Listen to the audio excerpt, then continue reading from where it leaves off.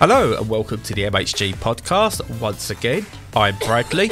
I've been playing my Steam Deck, and joining me this week is someone else who's now been playing a Steam Deck. It's Stu. How you doing, Stu?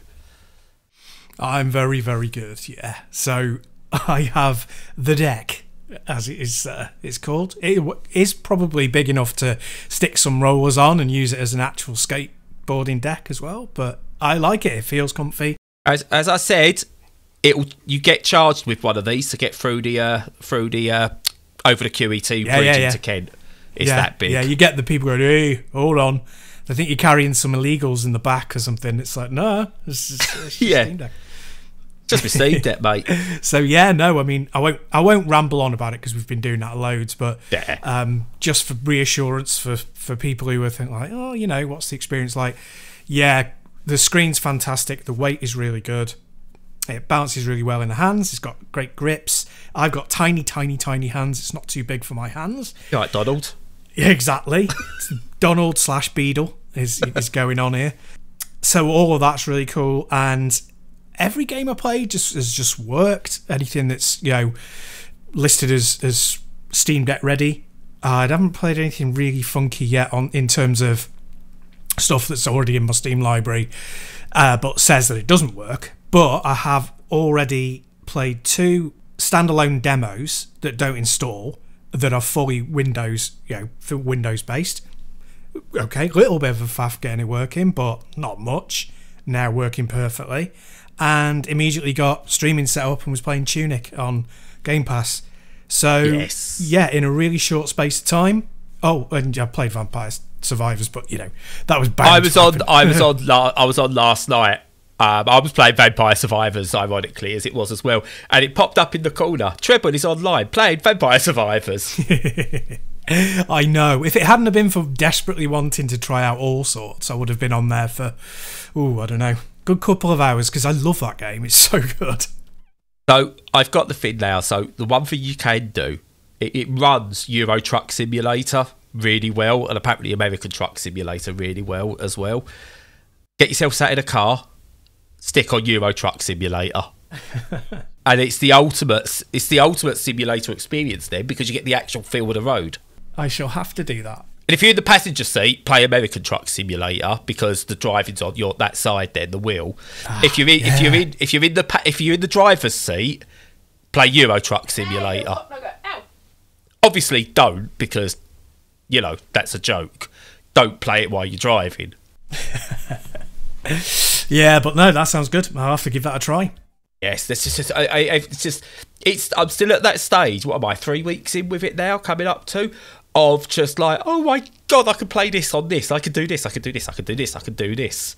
And it's just amazing. The 40 hertz screen thing has been brilliant. It's really given me some extra battery life, and the games I'll be talking about today, they've all been played on the Steam Deck, despite every single one of them still having that little question mark. Nice.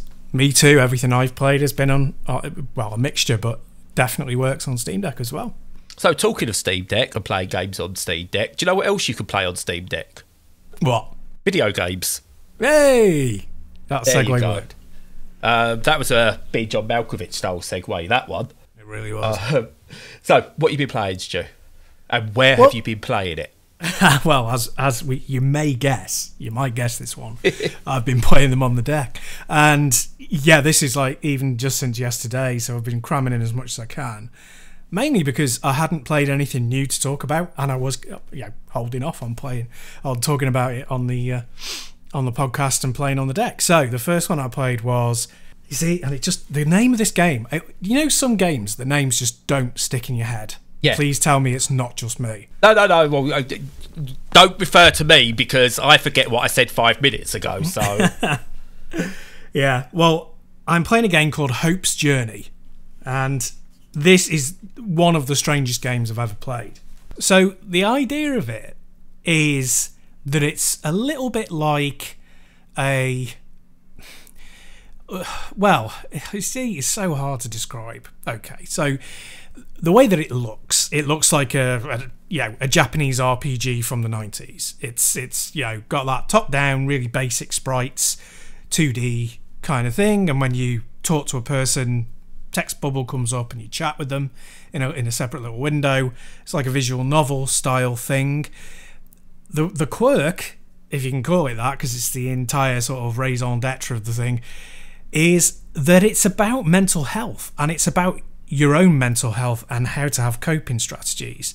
Now, throwing that out there, it makes it sound like it's going to be really sophisticated, but it immediately bumps into some very weird stuff that makes the experience utterly strange for me.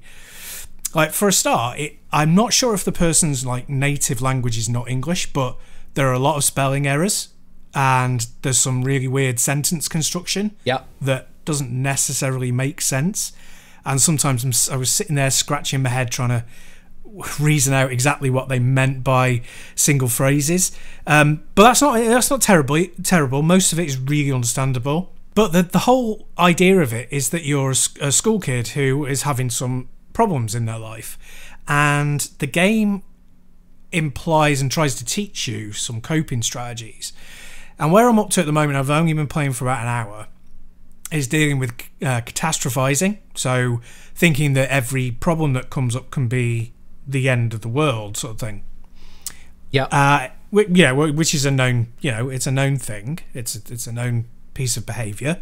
Whether it falls into the diagnostic criteria, I'm not sure, but it's certainly it's quite commonly acknowledged with a lot of people. Oh yeah, I've been there. I've spilt food on the carpet, and that is the worst thing to ever happen to anyone in the world, and that you're scum for doing it. True, but you see, this is where problems come in, because unless you are using stuff that is diagnostic criteria, the way that people can think about and interpret what you're talking about can be really wide-ranging. Now, if you tell somebody this is the diagnostic criteria for, schizophrenia, and that person goes away and misinterprets it, then that's on them. If you've got a game that talks about something, and as it says in its disclaimer at the beginning, this is not necessarily the diagnostic criteria, this is this is our interpretation, this is things from online, blah blah blah, you may be running into some issues. Now, that's not to say that the game is bad or ill-intentioned, but it's very strange. So I could talk about it for a long time, even though I've not played it for long, but the big problems at the moment for me are, is the communication thing that I was saying before. It doesn't always make sense, and that's very difficult to pass when you're trying to concentrate hard to learn a lesson about mental health. Secondly, the characterization is very strange. So the character immediately starts out with having problems. You don't get to know her personality. You don't get to know any of the positives in her life. You don't get to know any of her friends. It really immediately goes into her teachers and counsellors talking about what's wrong with her and what she should be doing to try and fix these problems. And me as a gamer, me as the player, I'm there going, well, you're asking me to make judgments about how they should deal with these things without telling me a wider context of what their life is like, how much pain they're in mentally, whether there's an external factor that's causing a lot of trouble at home or in a wider life that isn't related to study, etc, etc, etc. So when you start down this road, you've got to be really careful. And at the moment, I'm not sold on them being careful with this at all. Yeah. So the range of people it might reach, either on an emotional or educational level, is going to be very narrow because of that. I'd have to play a lot more before I could put anything definitive. But at the moment, it's an interesting experiment that I don't really feel is working. Yeah, no, that's absolutely fair enough. And what you say is interesting, because if you're going to do something that characterises someone in a certain way, you've got to build to that.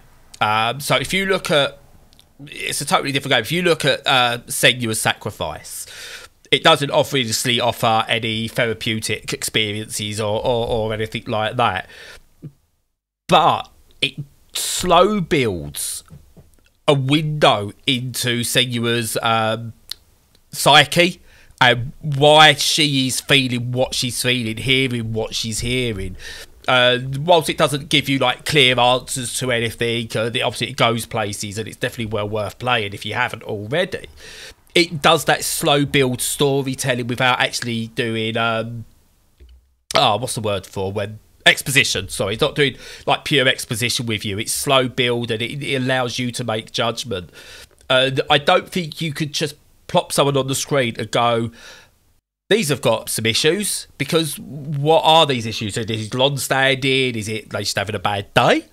Which you can all have a bad day. We can all have a bad day, and they can affect us really badly. But again, you've got to know what's the context behind it. Is someone just having a bad day because, you know, they got some bad news earlier in the day and someone died? You know, that will put everyone in a bad mood.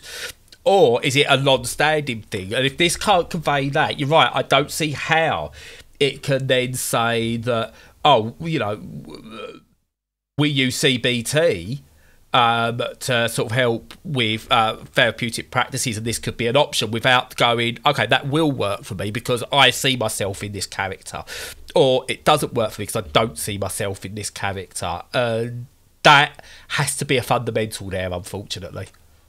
Yeah, I agree. And Senua's Sacrifice is a very good touchstone for it, because that's that kind of, this is the character and this is their experience, whereas Hope's Journey is trying to do more of a, this is a common experience and this is how to deal with it.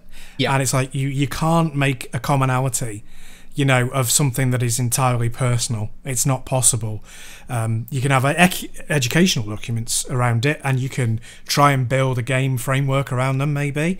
Yep. But the way that it does it here is just nowhere near the level of sophistication needed for me to be able to, you know, be both instructive and entertaining, and you know, they've set themselves a mountain to climb to do that. So just very quickly, so one question I want to ask about this for people who may be interested in it or want to try and get something from it. I've seen a few different reviews of it, and some have been, oh, it's really good. Some have complained about accessibility. Others have said sort of like it's it deals with like the complexity of it in really creative ways. But there was a couple that stood out, and one especially that claimed the game is almost dangerous in its approach, and it could lead people down the wrong path. You know, it almost tries to do this like this black and white thing, whereas there's good feelings and bad feelings. And as the person explained, there are no good and bad feelings. Everything is somewhat grey in nature, and it's how you interpret it. So, you know, if you've had someone who was in a bad way, I don't mean sort of like on the edge in terms of you've got to do something for them now, because obviously you be with them, you call someone, you get them to a hospital, whatever. But someone who's, you know, you can see they're on a bit of a path, is this something you would go, have a play of this, or would you keep them away from it? I would keep them away from it. I would keep them away from most things like that. I wouldn't really direct people towards anything except something that's very fully featured and sophisticated. So a doctor's appointment, a counsellor, somebody who's going to make things their job to reduce the complexity but help with the diagnosis and with the treatment. So I would say, as a blanket statement, nobody should be using games like this for anything, you know, diagnostic or therapeutic, really. And from what I've played, like, yeah, I mean, what you said is kind of, you know, in terms of reviews from other people, you know, I tend not to come down very hard on stuff, you know, apart from the Tories. But in terms of this game, yeah, it potentially can be dangerous. And I think the one thing is, you know, because it doesn't get into the full background and mind of the protagonist, and then you can't just say, oh, well, this is because of a momentary thing, or it's a, you know, a symptom of a wider problem. You know, there's far too much complexity that is just skated over so that they can try and make a point. And I appreciate them trying it. You know, it's done out of a good place. It's done from a good urge. It's certainly not going to be to make a lot of money, and it's there to try and help people. But you know, there's a reason why these things haven't been attempted like this before. Yeah, at least I hope it's not there to just try and make money. That That would honestly be it. I mean, because again, you could disguise anything how you want it to be. But no, from my interactions with the developer, it does seem to be coming from a good place. But as I said, unfortunately, my initial thoughts of it was, I'm not sure this would work, and it's one of the reasons I passed it over to you rather than me taking it, because I think I would be susceptible to looking at it, playing it, and thinking I'm broken. There's something wrong with me, and I'm not sure I could cope with it after reading more about it. Yeah, I mean, without that wasn't me going, I'm giving it to you because I'll be broken. You can test it. It was after I passed it to you, because I had so much up. I read more and went, oh, Jesus Christ, I'm glad I did pass that over. Because I've tried, people just go, have you tried CBT? And tell me what their version of CBT is. And it's, you never take advice on CBT from anyone but a professional in a professional environment. Yes, and everybody, people have different reactions to even the concept of CBT as well. It's a very tricky one, and I would say that I can imagine why people have said it's dangerous, especially because it does basically say, if you're feeling a certain way and certain thoughts are coming in, then they are intrusive thoughts. Now, it doesn't use intrusive thoughts in the fully diagnostic sense of, they are coming from a place of trauma and abuse, but it's saying that your current experience is producing thoughts that you may not be handling in the correct way, and this is how to handle them.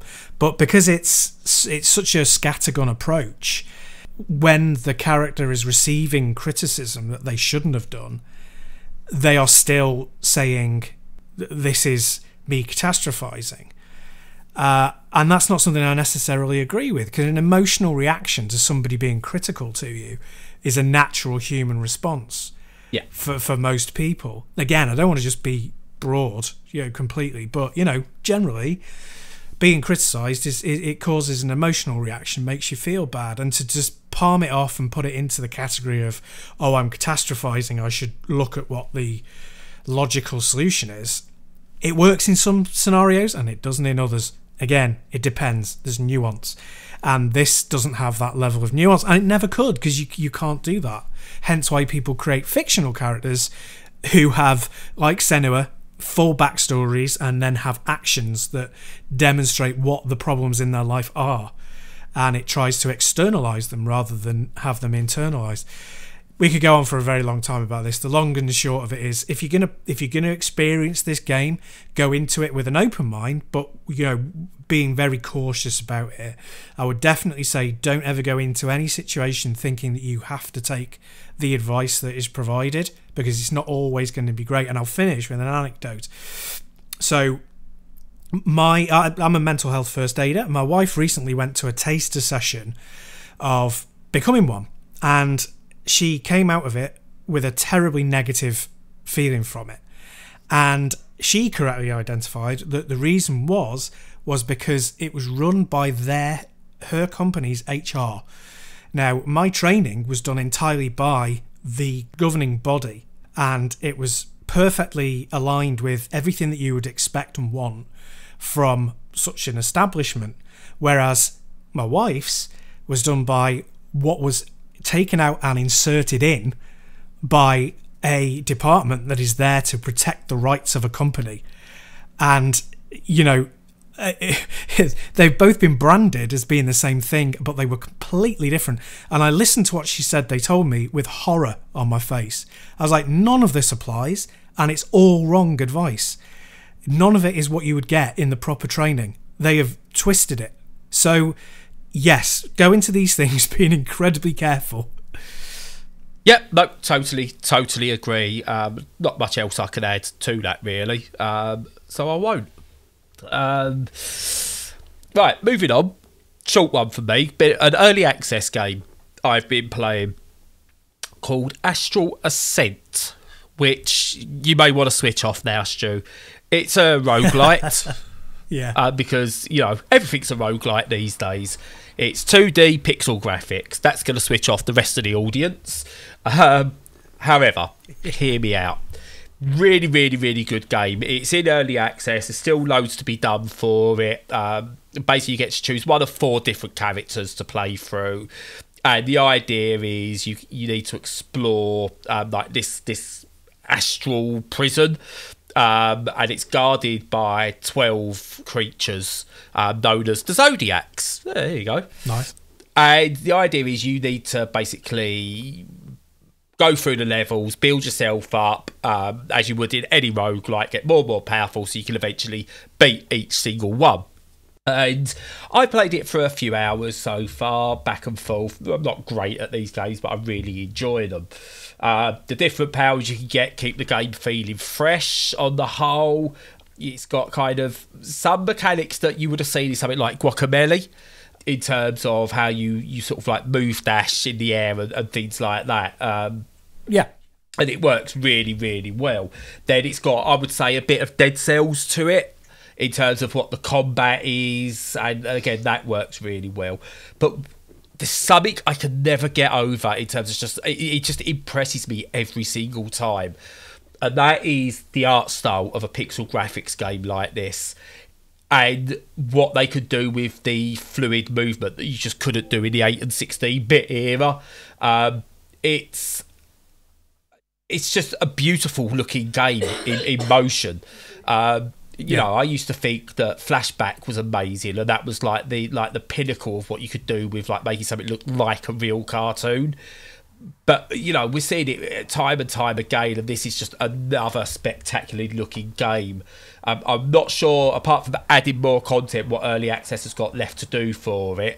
So what they've got left to do during Early Access. But I'm really enjoying the gameplay loop.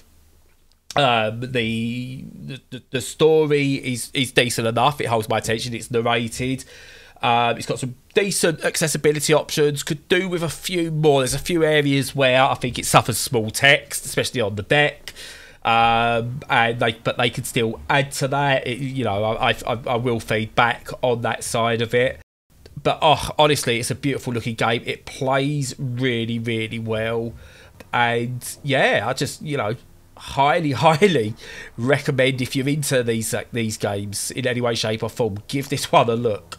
Nice. I would, except now I'm trying to look and my internet connection's being funky, so let's not do that while we're recording. But I'll do it afterwards. Yes. But no, that's really funny, because I was going to say something exactly the same about one of the games that I've been playing. So if you like, we can segue straight into it. Let's go for it. Okay. Well, I've been playing 2, in fact, demos. One was created in a week, and one has been in development since 2020. And they're both phenomenal in their own way. And they are both Mario games. And the first one is Super Mario Brothers Papercraft. And it's a remake of the first level of Super Mario Brothers from the NES. All done in a Papercraft style. Now you'll be like, yeah, well, you know, okay, Paper Mario exists, blah, blah, blah. But the difference here is that it's done to look exactly like it was when you record Papercraft animation, stop motion. So it's not done like, oh, you know, it's all like at 60 frames per second. No. What they've done is they've done the backgrounds in fully smooth motion, and then like they did with Into the Spider-Verse, they've got like a 12 frame per second animation on the characters. The characters are on little sticks, little Papercraft sticks that are moving around the environment. So like you're controlling them, well, you're controlling Mario. But he's got like a little stick up his bum, and all the enemies have as well. And they animate at 12 frames per second. And it works perfectly. It looks exactly like you were watching a really expensive animation done in Papercraft. I can't tell you how good it looks. Please, please, please look it up on YouTube. I'm doing that right now because my internet's fine. Oh my Jesus. I know. It was done in a week. This guy developed it in a week as a demo of what he could do, etc. And it's phenomenal. Nintendo were going to take this down, clearly, at some point, because it's Yeah. Nintendo. I hope this gets developed into a full game with original characters. Oh my, that just... Yeah, it just looks. I'm gonna definitely give this one a try because it just looks outstanding. Yeah, I'm gonna look up his coffee or his, whatever, and pay him some money because that is just superb. You really do need to reward creators for doing stuff like this, because I'm really hoping, like you say, that he gets a job off this that is like making a game that looks exactly like this but with different characters, because even the level complete comes down on a stick. Yeah, and like other things I haven't mentioned, it's got like, it's parallaxed, so if your character goes behind one of the clouds, it is like going behind a paper cloud. And you can, if there's a hole in it, you can see through and you can see Mario. There's tons of really good high resolution shadows, so that they look, because they're so high resolution, they look real, which contrasts brilliantly with the 12 frames per second jerky animation thing they've got going. Everything about it is beautifully considered, and it's just one of the cleverest things, and such a good use of technology. I was blown away. Yeah, I can't. Yeah, I wow. I mean, it looks like. I mean, you've obviously played this, so you know it's like an actual playable game. But if you'd have said to me, "Oh, someone's just made like a 10-minute animation to look like Mario's been done in Papercraft," and it's not an actual game, it's just a video, I'd go, "Okay, that's really cool." Yeah. But the fact this is an actual playable game. Yeah. Wow. Yeah. I know. Oh, absolutely. I love his death animation. Oh, my word, that's brilliant. He's got almost all the physics right. There's a couple of iffy physics, but, it was done in a week. But he's practically got them all correct as well. And as we know, the physics, he's built this from scratch. He's not stolen any Nintendo code. When he turns round, you can see the stick on the other side of him, like in a different position. I know. It's so good. It's so good. It's just so much thought and love has gone into it. Anyone who says there's no creativity in video games anymore is only playing the latest Activision stroke Ubisoft game. They really are, because, wow, that's just... It's a platformer, and which, yes, we've seen hundreds of platformers, if not thousands, before. But this makes me want to play it, even though it's just Mario. It looks so... Yeah. Wow. God, what's the next one? Yeah. So I mean, completely on that theme. Yeah, the other Mario one I've been playing is Super Mario Flashback, and that is it's going to be a full game. It's a fan game. It's again, if Nintendo allow it to exist, it doesn't use any Nintendo technical assets, but it's got all the characters. And what it is a brand new Mario game in 2D. So if you think about it, when was the last that was a fully 2D game? Oh God, long time ago. So probably New Super Mario Brothers, but that's 3D, isn't it? That uses polygons. It's a 2D style, but these Mario Maker, does that count? It might do if it uses sprites. Yeah, I suppose you could. Well, number 2 does, because it's got its own levels. 1 was just pure create your own levels, so that was a toy box. Whereas number 2 actually has a campaign. So I would say that was, but it was still using the old Mario assets games. Yeah. So this is brand new assets, everything hand drawn, brand new. They're all sprites, and there's tons and tons of frames of animation. So Mario and the Koopas and everybody else never had anywhere near this level of animation before. It's got its own style, its own look. It doesn't really look like a Mario game in the traditional sense. Everything's still the same size, and it's got all the same skin and everything. But certain features are exaggerated and some are toned down, and it has its own aesthetic that blends them all really well together. The level design's really good so far that I've played. First couple of levels, all the physics work really well. It's got a blend of controls from loads of different games. So new Super Mario Brothers, like you mentioned, it's got a health bar, like I think is in that, but also is in like Mario Odyssey and the 3D adventure games. Yeah. It hasn't got triple jump, but it has got wall jumps. So it's picked and chosen certain aspects and abilities from the games to make sure they fit into a 2D one. And for anyone who's disappointed by the aesthetics of New Super Mario Brothers, like I was, it's just so much nicer than that. It looks gorgeous. It's, you know, a joy to play. So far, the level design's really clever. It doesn't start off easy either. It starts at, you know, it'd be like World 3 in a regular Mario game. It doesn't ease you in like it does for the kids, you know, for the regular series. It's ongoing. It was started in 2020, and I'm really going to keep my eye on this one because so far it's really great, and it works on the Steam Deck. Although there are some iffy bits around it. I can only get it going with like experimental, and then even then there's a couple of problems. But you know, pretty much out of the box, apart from a couple of tweaks, good stuff. Yeah, I mean, I'm watching a couple of videos as you speak as well. And whilst this doesn't have the immediate impact of a Papercraft Mario, it's the more I watch it, the more I'm going, oh wow, okay, yeah, this looks really, really good. Yeah. And if you'd have said, you know, Miyamoto was making this, you'd go, okay, yeah, I'm up for that. Let's bring it. Yeah. It looks like what should be the actual proper direct sequel to Super Mario World. Yeah, yeah, it does look. It looks in that kind of a style, and you know that level, like you were saying before, which is why it's such a good segue. Is that you could never do that on the 16-bit systems. The 32-bit systems didn't even have enough memory to do it, and then by the time of the modern era, nobody's bothering. It's like, oh well, yeah, we do it in 3D and we can make it look like it's a 2D game.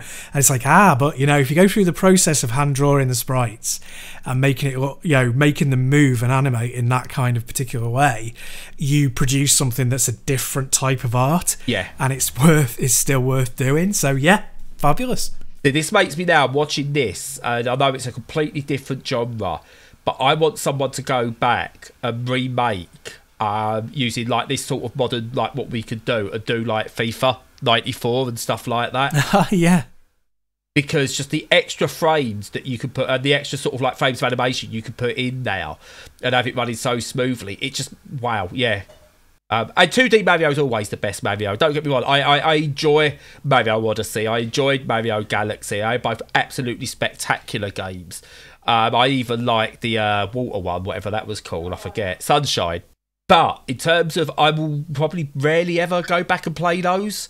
But give me Super Mario Brothers 3, Super Mario World. I would go, okay, I'll put everything down and play those again. And this definitely looks in that vein.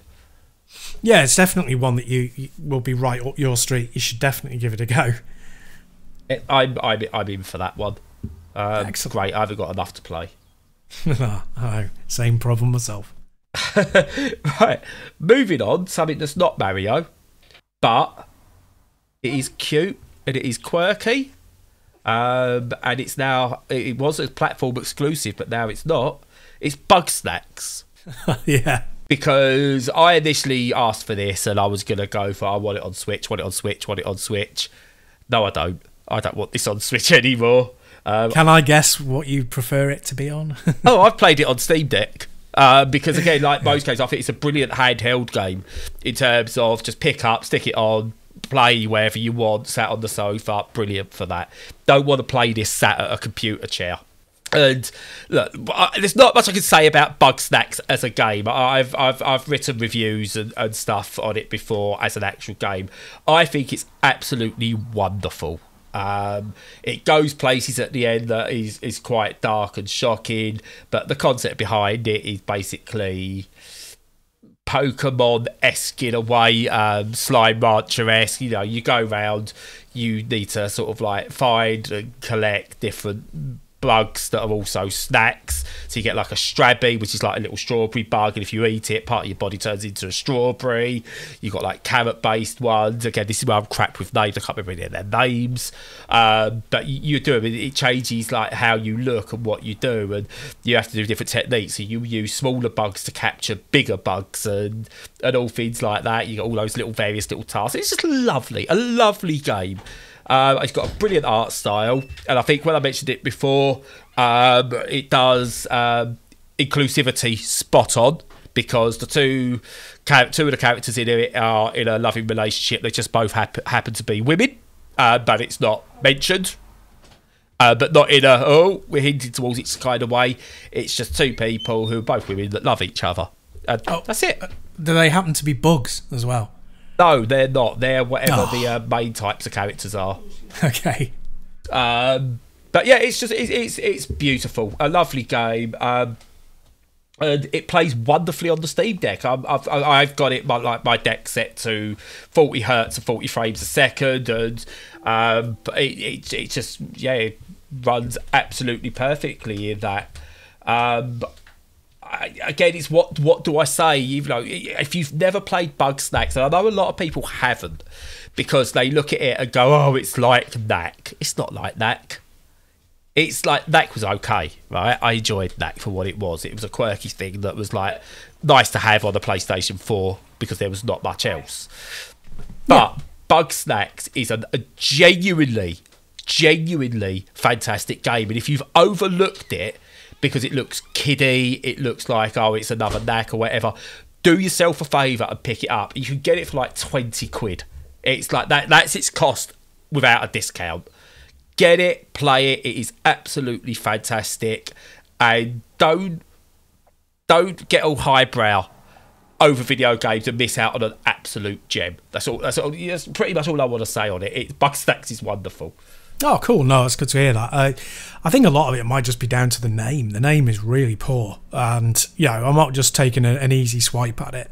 It's it's so important in terms of branding to have a good name for your game.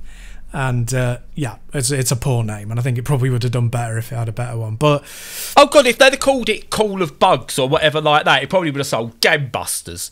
But it also, the name does exactly what the game says it does. They're bugs that you eat. They're Bugsnax. It's there, but I get what you mean. It's with the quirky look of the name. It does look like it's just let's get something out, because especially didn't help it came out with the PS5. As well as that was coming out, and a lot of people probably saw it as the next Knack because it's just a launch title, even though it came out on PS4 as well, which is that's a massive crying shame, because it is much more than that. Honestly, it's a low risk as well. 20 quid is that's the price point where you can go, yeah, do you know what? I'll give that a go, and you'll be genuinely surprised. It'll warm some very cold hearts. Cool. Yeah, no, I'll check it out. Yeah, definitely. Well, the 40 hertz, 40 frames per second thing I've been doing, really good. I stuck on Scarlet Nexus, which I'm still midway through, and absolutely great. I've not really pushed the settings, but I've got it all on medium at the moment, and with FSR on, looks fantastic. Runs really, really smooth at that frame rate never drops. Really, really impressed. See, I think I made a mistake with the game I tested on it. I think I pushed it a bit too hard. Elden Ring? No. Go on. Mixolumia. I don't notice a difference. This is great. I was like, I'm playing Mixolumia. If that's not even pushing a calculator. In a very good way. That's not me insulting the game. You know how much I love Mixolumia. But that's not pushing the calculator. But I turned on 40 hertz mode and went, right, let's see what this can do. Oh yeah, Mixolumia. Oh, you nutter. But I've played like Grid, Auto Sport on it. Absolutely fine. The one genre where I think frame dips, and if it does make a difference, is definitely in racing games. Yeah, Grid, Auto Sport, spot on. Nice. So what's the last game you've been playing then? My last game, and it is my game of the week. The game of the week. The game of the week. Okay. Nice. I don't know why I've done that. You've got a sting. If you say to me, roguelike, isometric, Tetris, I'm all in. That's two of those words are definitely for me. And the other one, I do like an isometric game as well. They do look good. Oh, yeah. But I've been playing Twoot River. Oh. Now, this has been getting actually a fairly mixed reception, which surprises me. And I think people are struggling with the mechanics a bit, and it is difficult. I'll give it that. It's difficult, and there's a learning curve, a steep learning curve. But basically, what the general premise is, you're in a roguelike, there's a story. Don't care about the story. Never do with these sorts of games. Just give me the weapons and let me go at it. I should probably take more stories in, but I don't care. Anyway. Nah. But yeah, so you basically go in this procedural dungeon as you do, and all the bits you walk on, the floor and everything, and they're all different platforms, but you kind of move them and they're shaped like Tetris pieces in a way. They're not all Tetrominoes.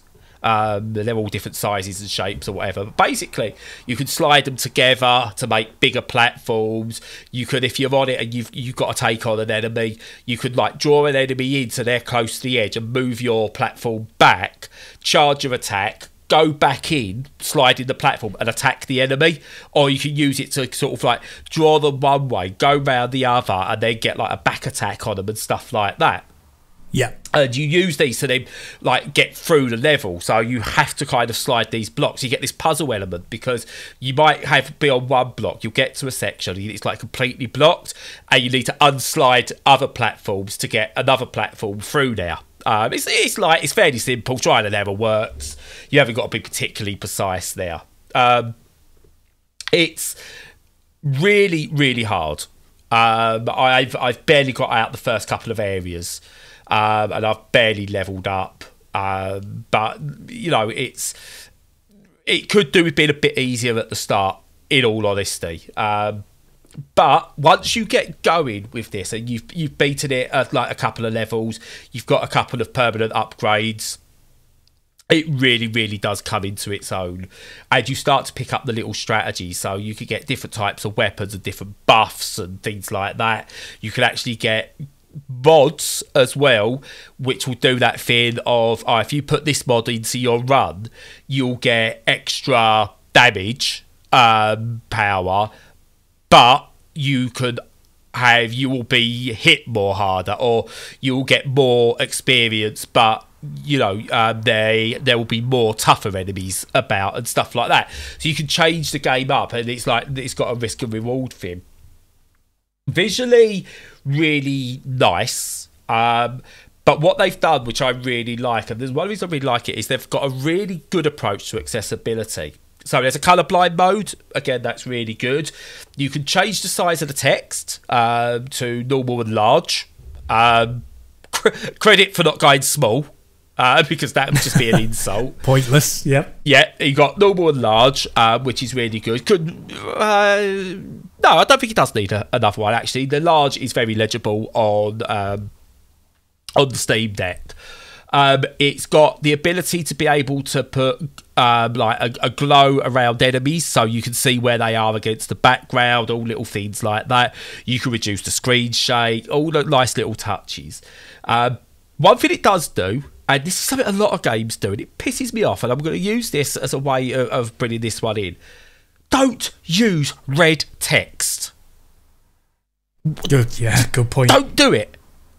At any point, I've seen other games do it where, we've got this this important word that helps you with like, you've got to know what this word is because it's important to the game. So it's in red. Don't do that.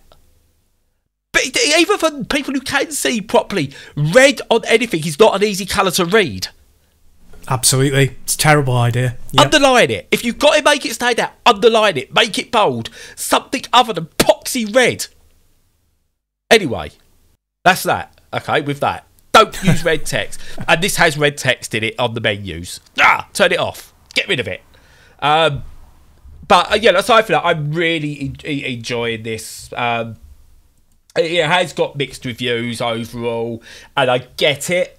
But if you are a fan of Dark Souls-esque difficulty and roguelikes, then I think this could be well up your street. As I said, I don't know. A lot of the coverage seems to be design choices and stuff like that. I see one complaint about like how the screen shakes and stuff like that. Hey, us disabled people, We don't have that. We turned that off. You could turn it off too. Which is why I think they need to do, again, front and centre accessibility options before you start a game. Spoke about this before. A game like this would be perfect. Do you want to continue without accessibility options?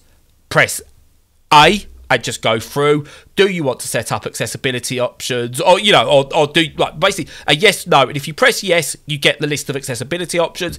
If you click no, you click through and start the game. Replace all start screens. You know where you got your screen that says press start to go to start and it takes you into a menu anyway?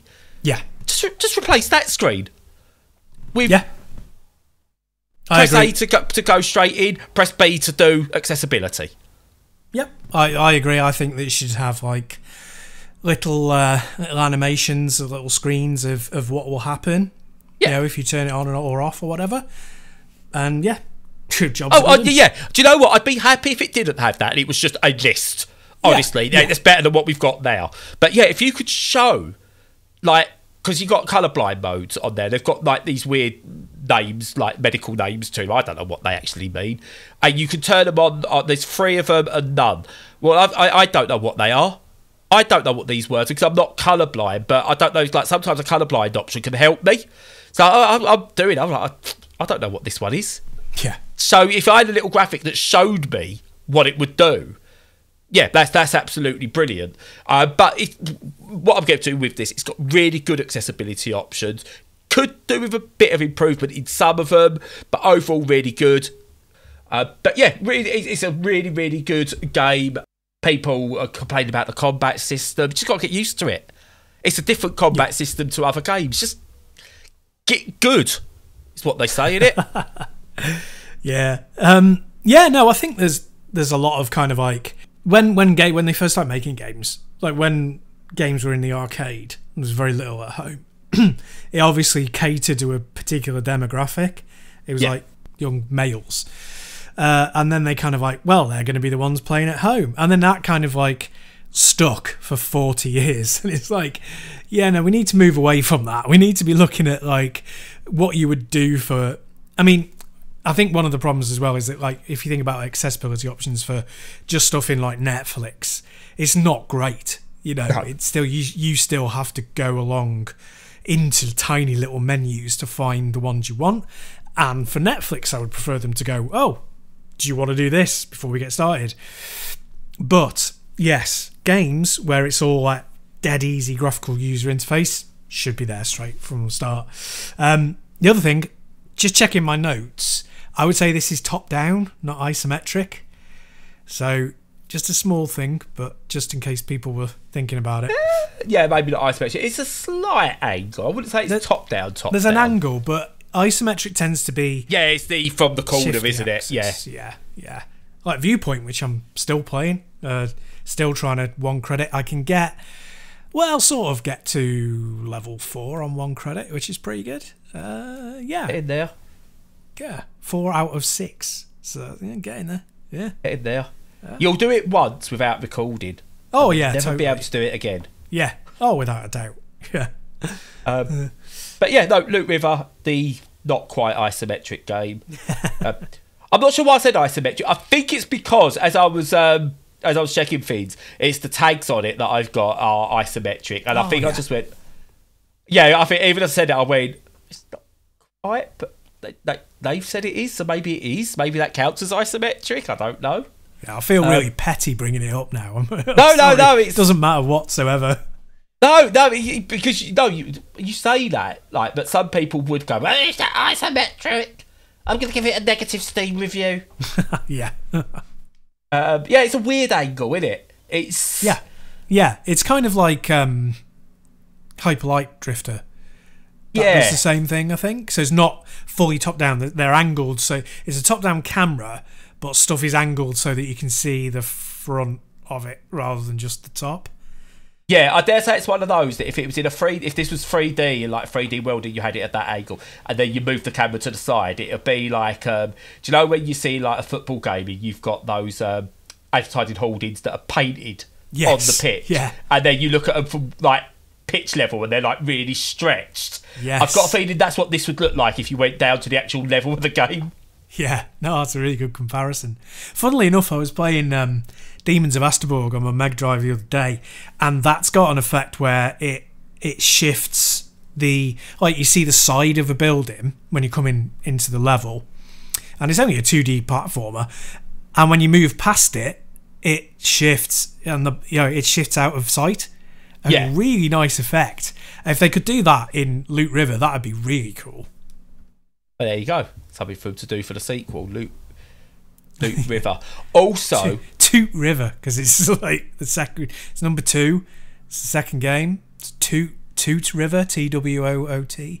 Also, every time I start the game, I can't help myself. Go Twoot River, blah blah blah blah blah. Even though I just can't help myself. And it needs that as the intro theme song, like just the music. Yeah, it needs also, to I'm never singing again. I do definitely. apologise. Never sing again, Brad. But yeah, that's all. Well, it's not all I've been playing. I've been playing loads, but it's all I'm fitting in today. More. I'll be doing a couple of sound bites coming up, so you can look forward to those if you haven't tired of my voice. Talking of which, just one little aside. Mike Biffle, I think it was, put on Twitter a thing called he's done a verbiage for definition for what podcasting means, and he put on there it's when you're on a group telephone call for work meeting and you just sit there listening, not joining in, as though you're listening to a podcast. And I was thinking, I bet Stu's got a much different view of what podcasting is, which is trying to get a word in edgeways, but Brad doesn't shut up. Oh dear, you haven't done the line. Because I'm not shutting up yet, that's why. Oh, I was so hopeful then. Oh. I could have segued into that, couldn't I? Oh well, I'll shut up now. Yeah, that's definitely the experience as a listener. It's definitely not the experience as a participant. But fair play to him. But on that note, I probably spoke about the first game, Hope's Journey, way too much. So if you get an edit of this and it's only 5 minutes of us talking about it, that's because we rambled on for like 20 minutes talking about it. I think it's important. I think it was important, actually, what we had to say about it, because I think it's trying to be something. I'm just going to cover this one. It's trying to be something that I don't think it should try and be. Yeah. Even though the intentions are good, and I think it was important to cover that in a more in-depth way than we do with most games that we play. Yeah, no, that's fair enough. Yeah, cool. So, other than that, follow us on all the socials and join our Discord if you fancy a little conversation about anything, any topic you like. And other than that, have a great week, stay safe and stay sane.